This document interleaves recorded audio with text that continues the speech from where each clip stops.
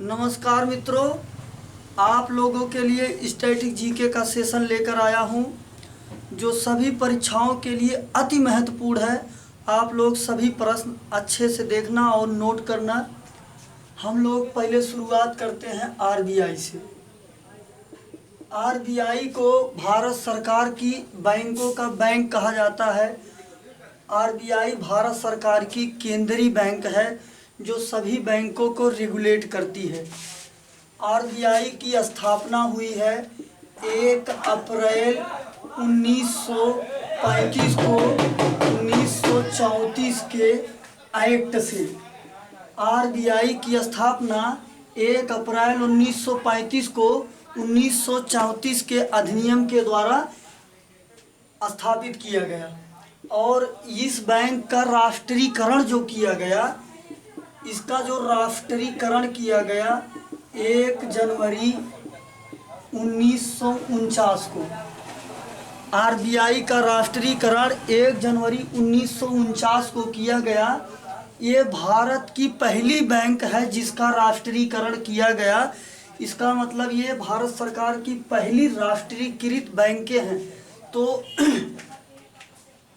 1969 में 19 जुलाई 1969 को 14 बैंकों का राष्ट्रीयकरण किया गया और 1980 में 6 बैंकों का राष्ट्रीयकरण किया गया। तो इससे ये निष्कर्ष निकलता है, अगर कभी मान लीजिए रीजनिंग में एक प्रश्न बना दे या फिर कभी जीएस में ही कूट बना के पेश कर दे कि ये बताइए इनमें से भिन्न कौन सा है, आपको दे देगा 1949, 1969, 1980, एक डेट कोई अलग से दे देगा, कह देगा कि छांटिए इनमें से भिन्न कौन है। तो ये भाई आरबीआई के राष्ट्रीयकरण की डेट हो गई। ये 14 बैंकों का, ये 6 बैंकों का। एक प्रश्न एनटीपीसी के प्री वाले पेपर में इससे रिलेट करके राष्ट्रीयकरण से दिया हुआ था। तो आप लोग ध्यान रखिएगा, ये तीनों डेट राष्ट्रीयकरण का है। ये आरबीआई का है, ये 14 बैंक के हैं, ये 6 बैंक के हैं। अगला प्रश्न ये बनता है आपसे, आरबीआई के पहले अध्यक्ष कौन थे? आरबीआई के पहले अध्यक्ष थे ओसबॉर्न स्मिथ। बट ये ओसबॉर्न स्मिथ जो थे पहले भारतीय नहीं थे, ये पहले विदेशी व्यक्ति थे। तो अगर आपसे पूछ ले कि आरबीआई का पहला भारतीय गवर्नर जनरल कौन था, तब हम कहेंगे सीडी देशमुख साहब आरबीआई के पहले भारतीय गवर्नर जनरल थे। आरबीआई से रिलेटेड एक प्रश्न ये बनता है, अगर आपसे पूछ ले आरबीआई की जब स्थापना हुई थी 1 अप्रैल 1935 को, इसका मुख्यालय कहाँ था? तो इसका मुख्यालय था कोलकाता में, बट अभी इसका मुख्यालय है मुंबई में। और आरबीआई सभी बैंकों को रेगुलेट करती है। आपसे अगर ये पूछ ले कि ये बता दीजिए, ये जो बीओबी बैंक है और पीएनबी बैंक है, इसकी स्थापना कब हुई? इसकी स्थापना हुई 1908 में। इसकी स्थापना हुई 1894 में। पीएनबी की स्थापना हुई 1894 में और पीएनबी की स्थापना किया था लाला लाजपत राय ने। लाला लाजपत राय को पंजाब केसरी के नाम से भी जाना जाता है। और एक प्रश्न ये छूट गया, आरबीआई का लोगो क्या है? आरबीआई का लोगो क्या है? ये प्रश्न इंपॉर्टेंट है, ये काफ़ी पूछता रहता है प्रश्न। तो आरबीआई का लोगो है ताड़ का वृक्ष और बंगाल टाइगर। ध्यान रखिएगा, इसके लोगो में आरबीआई के ताड़ का वृक्ष है और बंगाल टाइगर है।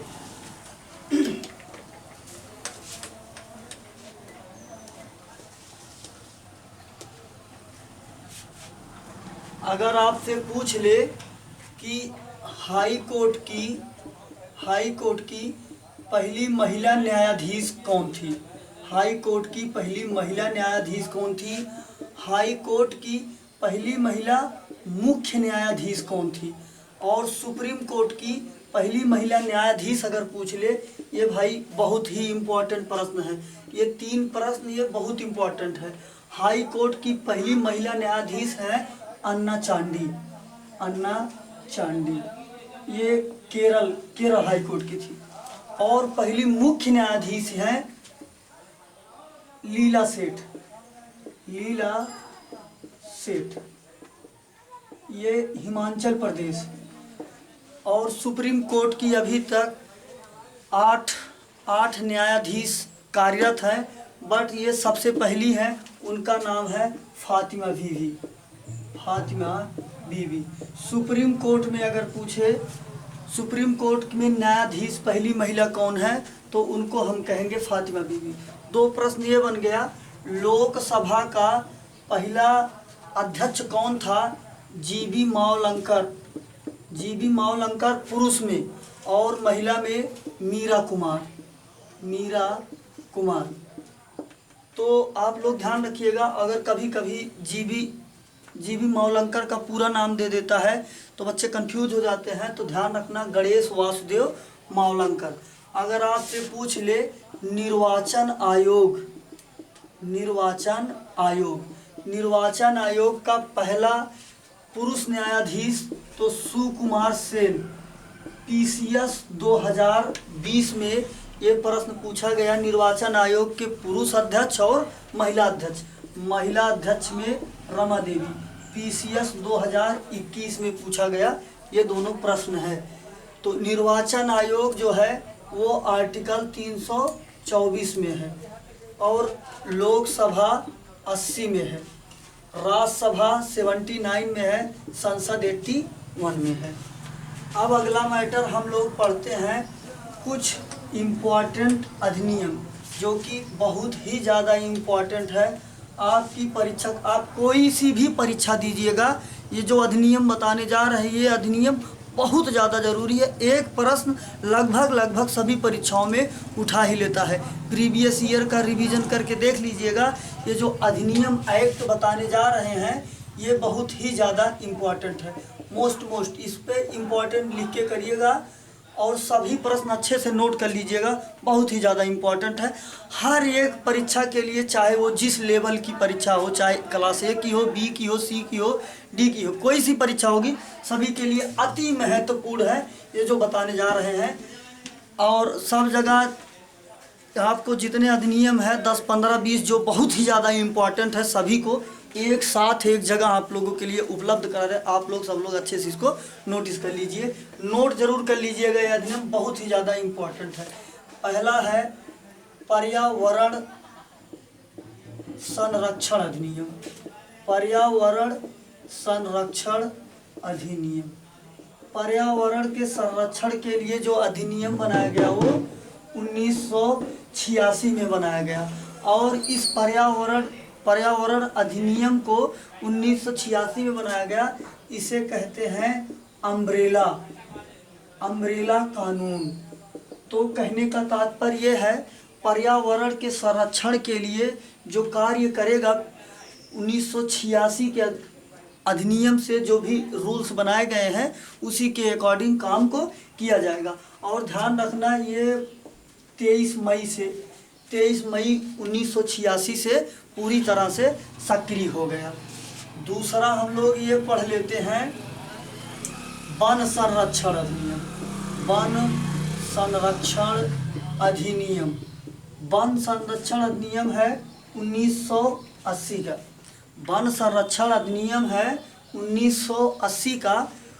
1980 में इसे पारित कर दिया गया। बाद में 1988 में कुछ इसमें कमियां रह गई थी, उसको सुधारने के लिए वन संरक्षण नीति 1980 में चेंजिंग किया गया। कुछ बातें अलग से जोड़ी गई, कुछ सुधार किया गया 1988 में। अगर आपसे पूछ ले वन संरक्षण अधिनियम, तो आप बताइएगा 1980। अगर आपसे पूछ ले नई वन संरक्षण नीति, जो नवीनतम वन नीति आई हो, कब की है, वो 1988 की है। और तीसरा है वन्यजीव संरक्षण अधिनियम। वन्यजीव संरक्षण अधिनियम, ये जो वन्य जीव संरक्षण अधिनियम है ये है 1972 का, वन्य जीव संरक्षण अधिनियम 1972 का। फिर भी हमारे संविधान में इस वन्य जीव शब्द को आर्टिकल 48A में शामिल किया गया है और इसको बताया गया है ये DPSP का भाग है, राज्य के नीति निर्देशक तत्व के भाग है। वन्य जीवों का रख रखाव, उनको मारे ना, उनको कोई हम लोग हानि ना पहुँचाया गया, वो अनुच्छेद 48A में हम लोगों को DPSP में जोड़ा गया है। और ये DPSP भाग 4 का अनुच्छेद 51 का में है, जिसको हम लोग 42वें कॉन्स्टिट्यूशनल अमेंडमेंट के तहत इसको जोड़े हैं DPSP को। और DPSP जो है हमारे संविधान में आयरलैंड से लिया गया है। आयरलैंड एक यूरोप की कंट्री है, आयरलैंड एक यूरोपियन कंट्री है। अगला अधिनियम हम लोग पढ़ लेते हैं जल प्रदूषण अधिनियम। अगला अधिनियम जल प्रदूषण संरक्षण अधिनियम। तो ये जो जल को प्रदूषित कर रहे हैं उनकी संरक्षण के लिए अधिनियम बनाया गया, ये बनाया गया 1974 में। Very important. अगला है जैव विविधता अधिनियम। ये जैव विविधता अधिनियम ये काफ़ी ज़्यादा इम्पोर्टेंट है, इससे बहुत सी सारी बातें बनती हैं। तो जैव विविधता से जितनी भी बातें बन सकती हैं हम लोग उसको अच्छे से समझ लेते हैं, उस पर चर्चा कर लेते हैं। जैव विविधता का जो एक्ट है वो 2002 का है। जैव विविधता का एक्ट जो है 2002 का है, बकिया हम ये कह सकते हैं 22 मई। अब 22 मई आ गया है तो हम लोग 22 के आंकड़े से रिलेटेड कुछ दिवस हैं उसको समझ लेते हैं। अगर आपसे पूछ ले जैव विविधता दिवस कब मनाया जाएगा तो मनाया जाएगा 22 मई को। तो हम लोग कह दें जैव विविधता दिवस, ये देखिए 22 मार्च, 22 अप्रैल, 22 मई। तो मित्रों हम ये बोल सकते हैं कि 22 मार्च को जल दिवस और जल के संरक्षण का अधिनियम है 1974। 22 अप्रैल को हम लोग मनाते हैं पृथ्वी दिवस। अब ये पृथ्वी की बात आ गई है, एक अधिनियम आप लोग यहाँ पर तुरंत ये लिख लीजिए, रियो सम्मेलन हुआ है 1992 में। पृथ्वी के संरक्षण के लिए पहला सम्मेलन हुआ है 1992 में। पृथ्वी दिवस मनाया जाता 22 अप्रैल को रियो है ब्राज़ील में। और ये ब्राज़ील में रियो सम्मेलन हुआ 1992 में पृथ्वी के संरक्षण के लिए, जो कि पहला सम्मेलन है। और ब्राज़ील की राजधानी है ब्राज़ीलिया दक्षिणी अमेरिका का एक देश है। ब्राज़ीलिया इसकी राजधानी है और ये दक्षिणी अमेरिका का देश है। 2016 का जो ओलंपिक हुआ था रियो डी जनेरियो ब्राज़ील में, यहीं पर हुआ था। 2021 का टोक्यो में जापान में हुआ है, जिसमें भारत की रैंक 24वीं है और भारत ने 7 पदक जीते हैं। 1 गोल्ड है, 2 सिल्वर है, 4 ब्रॉन्ज है। गोल्ड को जीता है नीरज कुमार ने जेवेलियन थ्रो भाला फेंक में, और 1 सिल्वर कुश्ती में रवि दहिया ने जीता है। 1 सिल्वर मीराबाई चानू ने वेट लिफ्टिंग में जीता है और 4 ब्रॉन्ज है। 4 ब्रॉन्ज में से 1 हमारी हॉकी टीम ने जीता है और 3 जो है बजरंग पूनिया ने जीता है। 1 बजरंग पूनिया ने जीता है, 2 और है, 2 हाँ, 1 है लौलीना बोरगोहन जो कि असम की बॉक्सर हैं, उनके द्वारा जीता गया था। एक और कोई है। तो हम लोग ये देख रहे हैं 22 मई को जैव विविधता दिवस। 22 मई को क्या मनाया जाता है? जैव विविधता दिवस। और इससे रिलेटेड एक बात ये आ गया, 2 फरवरी 1971 को रामसर कन्वेंशन हुआ था आर्द्र भूमियों के संरक्षण के लिए। 2 फरवरी 1971 को रामसर ईरान में कन्वेंशन हुआ था आर्द्र भूमियों के संरक्षण के लिए, और 2 फरवरी को इसीलिए आर्द्र भूमि दिवस मनाया जाता है। और भारत की आर्द्र भूमियों के संरक्षण में 49 प्लेस का चयन किया गया है, जो कि 49 में उत्तर प्रदेश से सर्वाधिक स्थल है।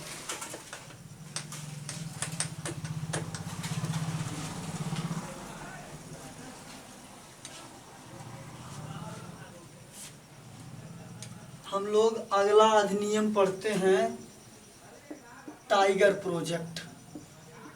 टाइगर प्रोजेक्ट बाघों की संख्या को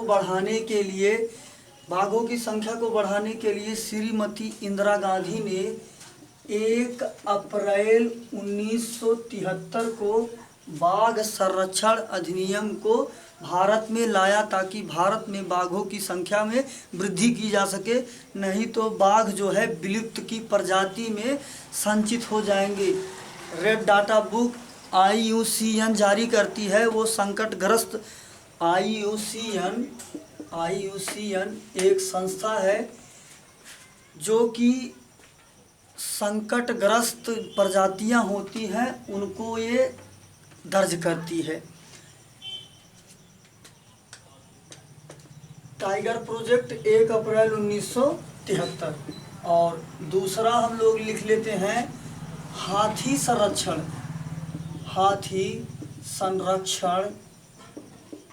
अधिनियम। हाथियों के संरक्षण के लिए 1992 में अधिनियम बनाया गया। हाथियों के संरक्षण के लिए 1992 में। अभी 2021 में एक प्रोग्राम लॉन्च किया गया है जिसे कहते हैं रिहैब प्रोग्राम। ये जो रिहैब प्रोग्राम है, ये हाथी और मानव के बीच में संघर्ष को कम करना मधुमक्खी के द्वारा। इस प्रोग्राम का उद्देश्य है मानव और हाथी के बीच में संघर्ष को कम करना मधुमक्खियों के द्वारा। हम लोग तीसरा पढ़ लेते हैं, गैंडा प्रोजेक्ट। गैंडा प्रोजेक्ट कहने का मतलब गैंडों के संरक्षण के लिए जो प्रोजेक्ट आया वो आया 1996 में। चौथा पढ़ लेते हैं हम लोग, घड़ियाल संरक्षण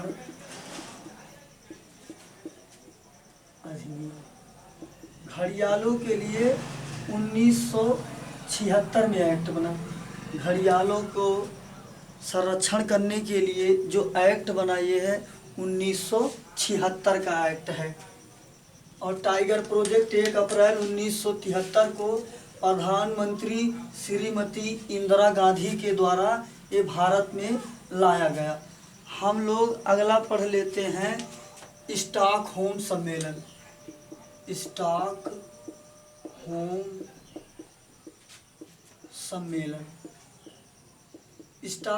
सम्मेलन हुआ है 1972 में। स्टॉकहोम जो है, ये स्टॉकहोम स्वीडन की कैपिटल है, स्वीडन की राजधानी है।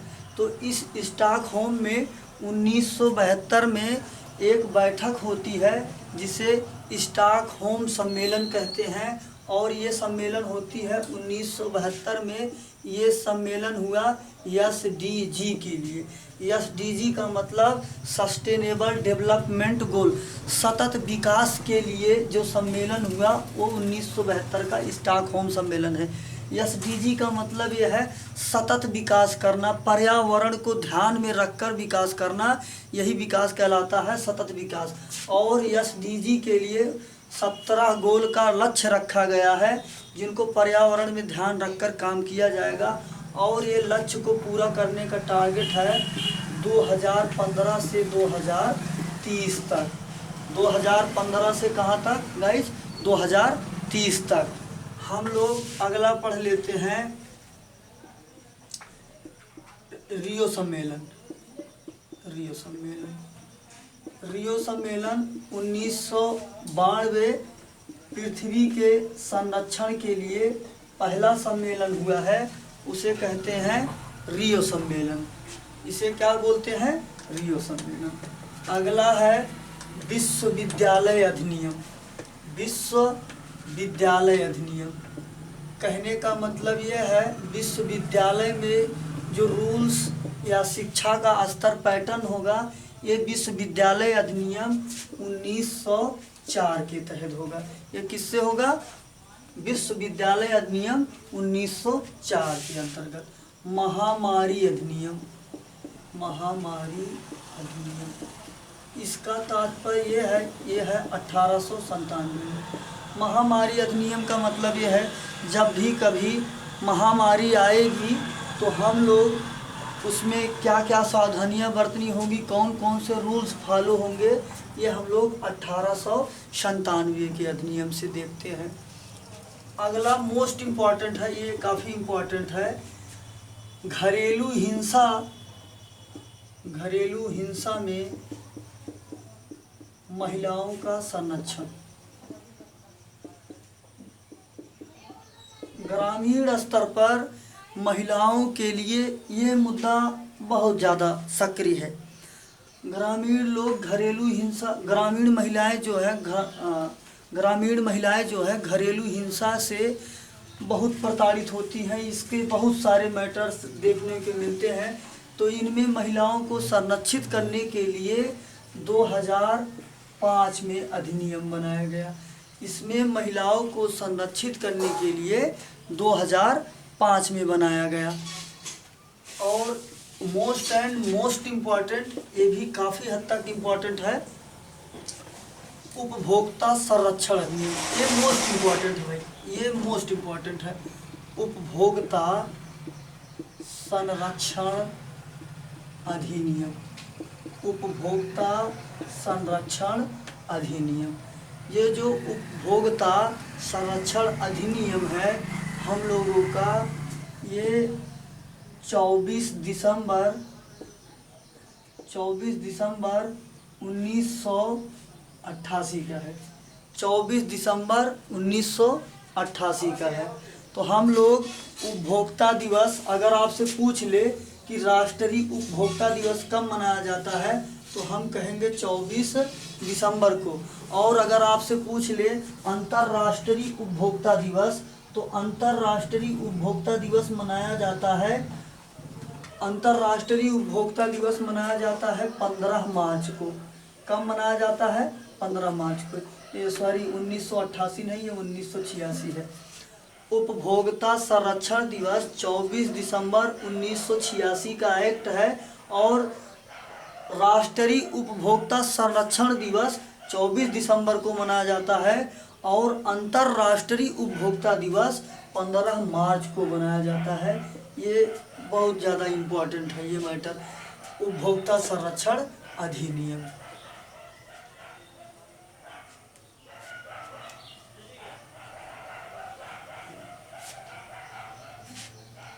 अगला अधिनियम हम पढ़ लेते हैं, विधवा विवाह, विधवा पुनर्विवाह, विधवा पुनर्विवाह अधिनियम, विधवा पुनर्विवाह अधिनियम। ये अधिनियम भाई 26 जुलाई 1856 का, विधवा के पुनर्विवाह का अधिनियम 26 जुलाई 1856 के है, जो कि बहुत ही ज़्यादा इम्पोर्टेंट है। अब हम लोग थोड़ा से ये पढ़ लेते हैं कि पॉलिटी से रिलेटेड कौन सी संस्था संवैधानिक है और कौन सी संस्था गैर संवैधानिक है। ये बहुत ज़्यादा इम्पोर्टेंट है। अभी जो यूपीएसआई का पेपर हुआ है, उस यूपीएसआई के पेपर में इससे रिलेटेड कौन संवैधानिक संस्था है, कौन गैर संवैधानिक संस्था है, इससे रिलेटेड बहुत सी बातें पूछा है। तो संवैधानिक संस्था में हम लोग ये समझते हैं कि जिसके संबंध में कोई अनुच्छेद या किसी संविधान संशोधन के तहत हमको संविधान में जगह दी गई है वो संवैधानिक आयोग होगा। और जो अधिनियम या किसी एक्ट के तहत जुड़े हुए हैं उनमें जो है कि कोई वो असंवैधानिक होगा। असंवैधानिक मतलब कि कानूनी होगा या विधिक होगा। सबसे पहला हम तो बात कर लेते हैं NHRC का।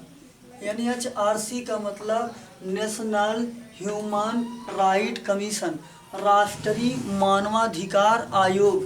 ये एक्ट है 1993 का। 1993 के तहत भारत में मानवाधिकार आयोग का गठन हुआ है और मानवाधिकार आयोग दिवस मनाया जाता है 10 दिसंबर को। मानवाधिकार आयोग दिवस मनाया जाता है 10 दिसंबर को। ये प्रश्न ये है कि ये संवैधानिक है कि गैर संवैधानिक है। तो भाई ये गैर संवैधानिक है। ये एक्ट है, ना कि इसका वर्णन किसी हमारे संविधान के किसी अनुच्छेद में या किसी संविधान संशोधन के तहत इसको हमको संविधान में स्थान मिला है। मैं कुछ आयोग का नाम लिख रहा हूँ, फिर हम लोगों को ये तय करना है कौन संवैधानिक है और कौन गैर संवैधानिक है। पहला हम लोग लिख लेते हैं महिला आयोग। महिला आयोग। अल्पसंख्यक आयोग। अल्पसंख्यक आयोग। और हम लोग दूसरा लिख लेते हैं OBC आयोग, SC आयोग, ST आयोग, GST और नीति आयोग। नीति आयोग। और हम लोग लिख ले UPSC। और हम लोग लिख लेते हैं महान्यायवादी। महान्यायवादी। और हम लोग लिख लेते हैं कैग। हम लोग लिख लेते हैं कैग। हम लोग लिख लेते हैं CBI। और हम लोग लिख लेते हैं, चलो इतना पता करते हैं। सबसे एक लिख ले नीति आयोग हो गया। चलिए पहला प्रश्न ये है कि महिला आयोग संवैधानिक है कि गैर संवैधानिक है। तो महिला आयोग गैर संवैधानिक है। इसका वर्णन किसी अनुच्छेद में नहीं है या ये किसी संविधान संशोधन से भी लाया गया है, नहीं, बिल्कुल नहीं। तो इसलिए ये गैर संवैधानिक है या कानूनी है या विधिक अधिनियम है। और अल्पसंख्यक आयोग, अल्पसंख्यक आयोग का भी वर्णन हमारे संविधान में किसी अनुच्छेद में नहीं है। तो इसलिए ये कानूनी अधिनियम है या विधिक अधिनियम है या फिर असंवैधानिक है। अगला प्रश्न है OBC आयोग। OBC आयोग एक संवैधानिक आयोग है और इसका वर्णन है अनुच्छेद 338 के B में। SC आयोग, SC आयोग जो है ये भी संवैधानिक है। इसका वर्णन है 338 में। ST आयोग भी गैर संवैधानिक आयोग है। इसका वर्णन है 338A में।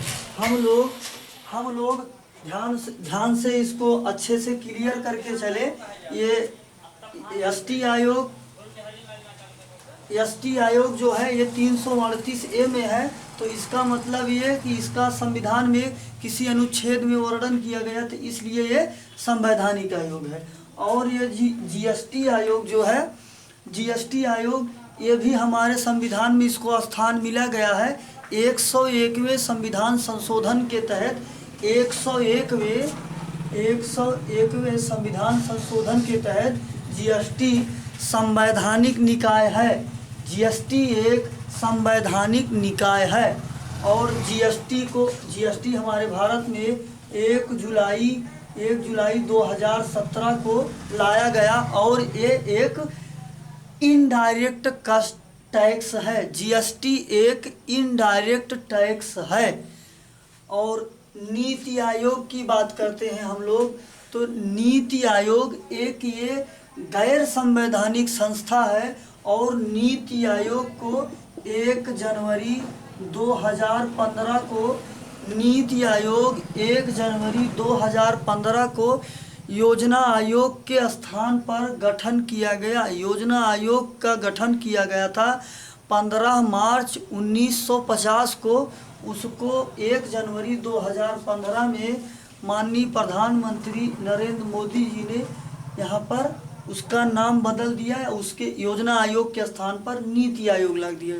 नीति आयोग का फुल फॉर्म है नेशनल इंस्टीट्यूट ट्रांसफॉर्मिंग इंडिया।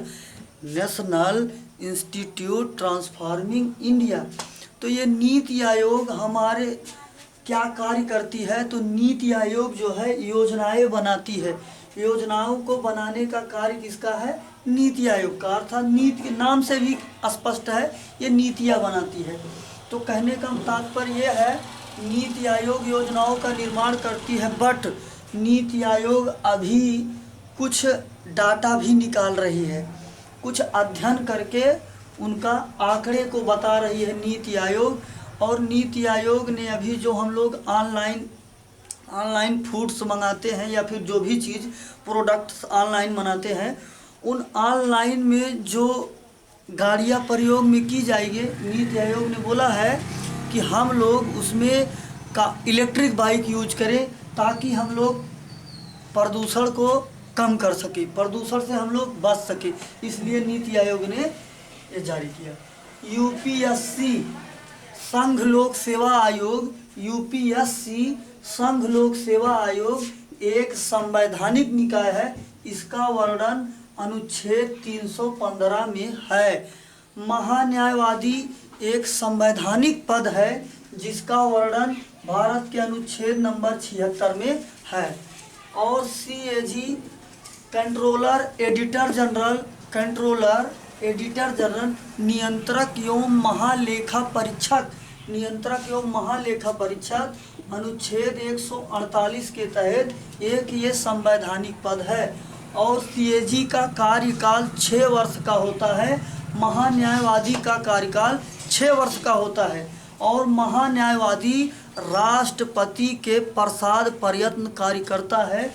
महान्यायवादी को भारत सरकार का वकील कहा जाता है। महान्यायवादी को भारत सरकार का वकील कहा जाता है। सुप्रीम कोर्ट या हाई कोर्ट में भारत की तरफ से वकालत महान्यायवादी ही करता है। प्रेजेंट टाइम में अपने महान्यायवादी हैं के वेणुगोपाला। सीबीआई जो है ये एक गैर संवैधानिक संस्था है। ये संवैधानिक निकाय नहीं है।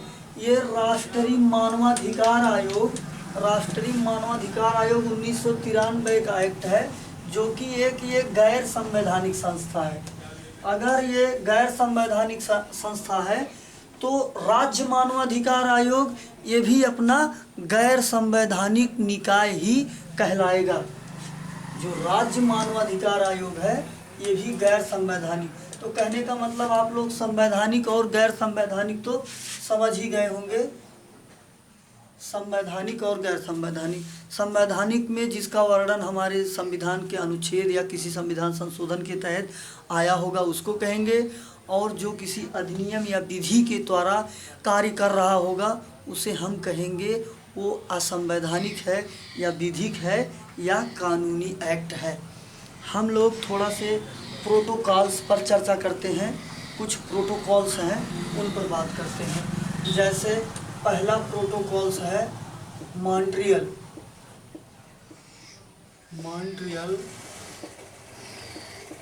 प्रोटोकॉल। मॉन्ट्रियल प्रोटोकॉल जो हुआ है ये हुआ है 16 सितंबर 1987 को। मॉन्ट्रियल प्रोटोकॉल 16 सितंबर 1987 को हुआ है। ये मॉन्ट्रियल प्लेस जो है ये है कनाडा में। मॉन्ट्रियल प्लेस कनाडा में है। 16 सितंबर 1987 को ओजोन परत के संरक्षण के लिए ये प्रोटोकॉल्स किया गया। इसीलिए 16 सितंबर को ओजोन दिवस मनाया जाता है।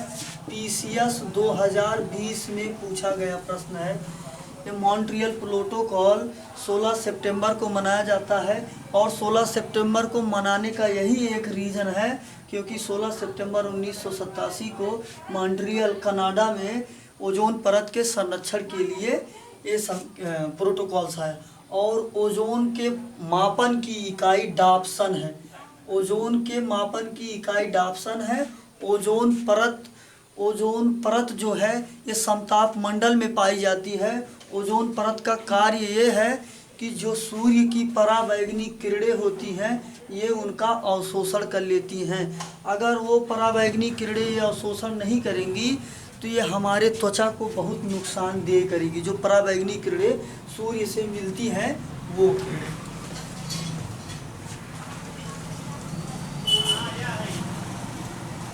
हम लोग अगला पढ़ते हैं सेंडाई फ्रेमवर्क। सेंडाई ये है जापान में। सेंडाई है जापान में और ये सेंडाई जो है आपदा प्रबंधन के लिए हुआ है। किसके लिए हुआ है? आपदा प्रबंधन के लिए हुआ है।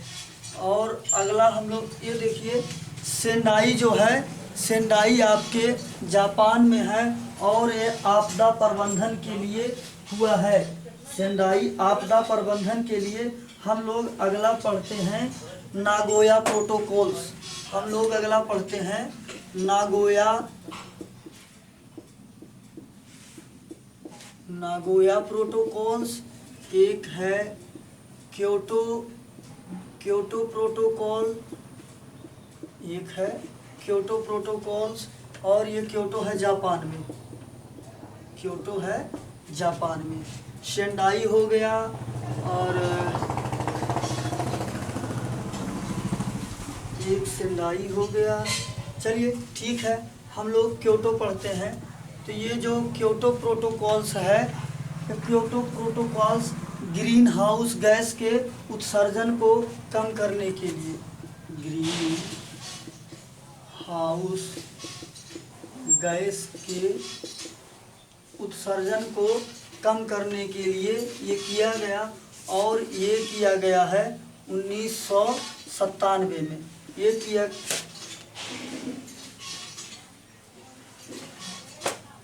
किया गया है 1997 में। कब किया गया है? 1997 में। और इसको लागू किया गया है 2005 में। इसको लागू कब से किया गया है? 2005 में। और अगला बचता है नागोया प्रोटोकॉल्स। तो ये जो नागोया प्रोटोकॉल्स है जैव विविधता के संरक्षण के लिए है। नागोया प्रोटोकॉल जैव विविधता के संरक्षण के लिए किया गया है। नागोया प्रोटोकॉल्स जैव विविधता के लिए किया गया है।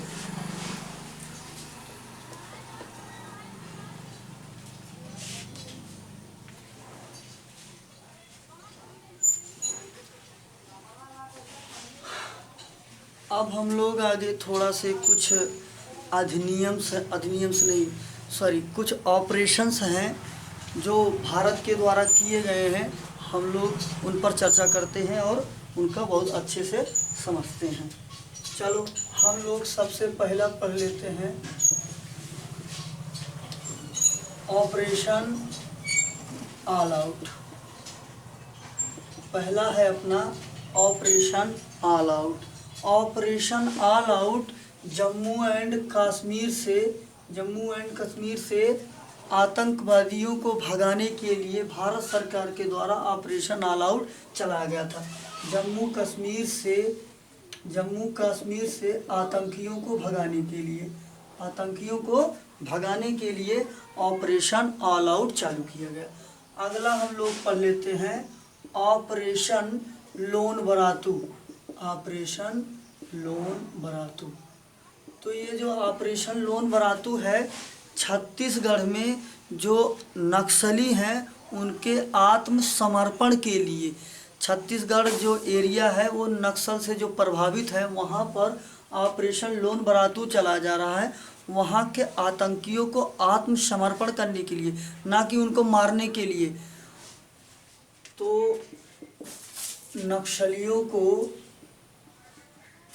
नक्सलियों को आत्मसमर्पण के लिए, आत्मसमर्पण के लिए, आत्मसमर्पण के लिए ऑपरेशन लोन बरातू चलाया गया। अब अगला हम लोग पढ़ेंगे ऑपरेशन पोलो। ऑपरेशन पोलो, ऑपरेशन पोलो आया 1948 में हैदराबाद के विलय के लिए, हैदराबाद के विलय के लिए। कहने का तात्पर्य ये कि ऑपरेशन पोलो के द्वारा 1948 में हैदराबाद को भारत में मिलाने के लिए किया गया। हैदराबाद को भारत में मिलाने का मतलब, अब ये हैदराबाद भारत से अलग नहीं था। कहने का मतलब ये देसी रियासत थी, तो इस देसी रियासत को भारत में मिलाने के लिए, राज्य का दर्जा दिलाने के लिए 1948 में ऑपरेशन पोलो के द्वारा हैदराबाद में इसको मिलाया गया। ये अगला ऑपरेशन विजय। ऑपरेशन विजय 1961 में किया गया। गोवा से पुर्तगालियों को भगाने के लिए, 1961 में ऑपरेशन विजय चलाया गया। भारत को आज़ाद हुए 15 अगस्त 1947 को, बट पुर्तगाली लोग आए तो थे, जा नहीं रहे थे। आए सबसे पहला पुर्तगाली जो आया था वो था वास्को डी गामा। तो गोवा में पुर्तगालियों को भगाने के लिए ऑपरेशन विजय चलाया गया। फिर ये गोवा जो है 1987 में भारत का राज्य बना। गोवा 1987 में भारत का राज्य बना और 1961 में गोवा के विलय के लिए ऑपरेशन विजय चालू किया गया। और गोवा में एक झरना है, दूध सागर झरना। एक बात बीच में याद आ गई, इसको आप लोग नोट कर लीजिए। अगर आपसे ये पूछ ले कि सन 2000 में 3 राज्यों का गठन किया गया था। सन 2000 में 3 राज्यों का गठन किया गया था और ये राज्यों का क्रम भी पूछता है और वो कब कब अलग हुए थे, किस राज्य से हुए थे, ये भी पूछता है। तो हम लोग इसको एक कोड के सहारे याद करते हैं, CUJ। हम लोग कुछ भी पढ़ लें, छज पढ़ लें इसको, तो ध्यान रखिएगा। C से Chhattisgarh, C for Chhattisgarh. U से UK बोले तो उत्तराखंड, और J से झारखंड, तो 1 नवंबर सन 2000 को, 2000 में तीनों अलग हुए हैं।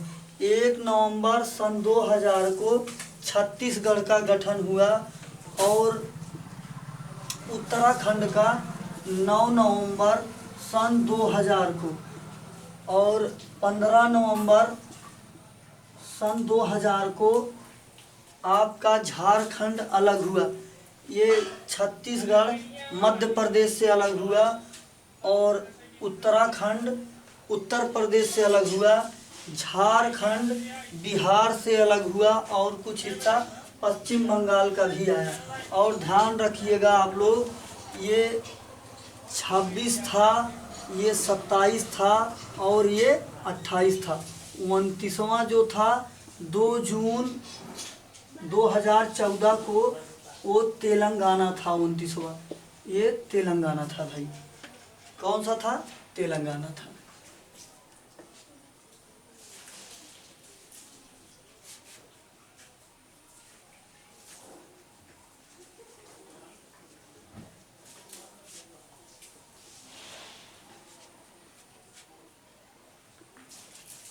हम लोग अगला पढ़ लेते हैं